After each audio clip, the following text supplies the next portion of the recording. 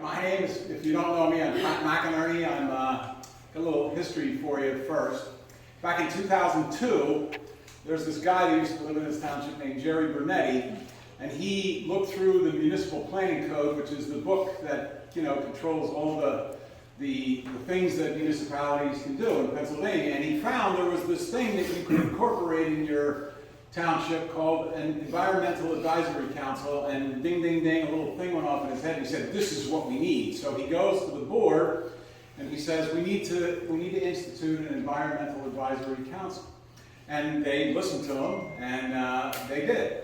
That was in November of 2002. What they did then was they put a little notice in the newsletter that said anybody who thinks they might want to be involved with this, you should send your resume in. And at that point, I was just kind of a citizen, not really doing much. And I thought, well, this sounds like it's right up my alley. I love all the outdoor nature, and I love fishing in the creek, and I thought this is a way I can give back.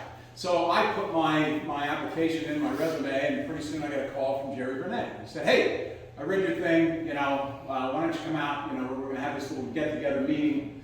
And I said, yeah, okay, I'll be there. And that's when I met Jerry Brunetti. And I have to tell you, I've never met anyone like him. He was one of the more extraordinary people I've ever known in my life. His fingertip knowledge of all things environmental used to amaze me. And his eloquence was incredible. Whenever he would speak anywhere, I always wanted to be there because I never heard anyone talk like him. He could go on, never repeat himself, tell you all this important stuff, and it was always just an amazing experience. He was eloquent to the point of every once in a while, being on the Environmental Advisory Council and him being the chairman, I'd have to talk to him. And I would come home from school about 3:30, 4 o'clock, and I'd say to Patty, I got to go down and talk to Jerry. She said, okay, I'll see you tomorrow. Because you would end up in his office, and he would be, telling you something that I wanted to talk to him about, thinking, I'll focus him, I'll get him on that. And, okay, but then from there we went to here, then here we went to there, we went all over the place, and, it would just be, you could never get out of there in less than an hour, is my experience. And also, he was wonderfully profane. That's what I love about him, too.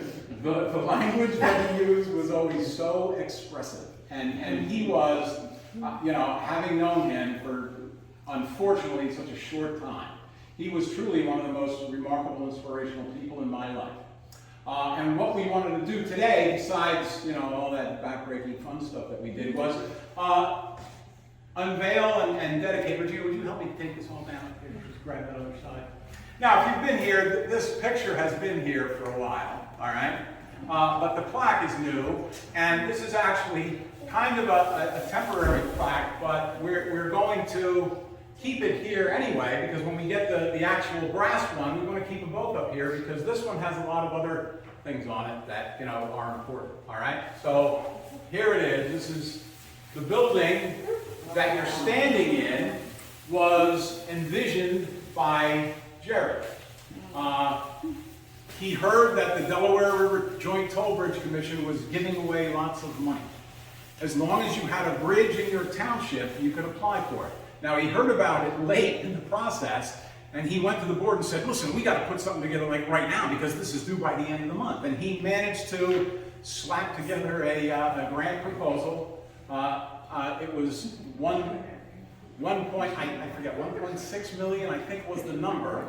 And that helped secure the land. PP&L donated some of the land. It also put this building together.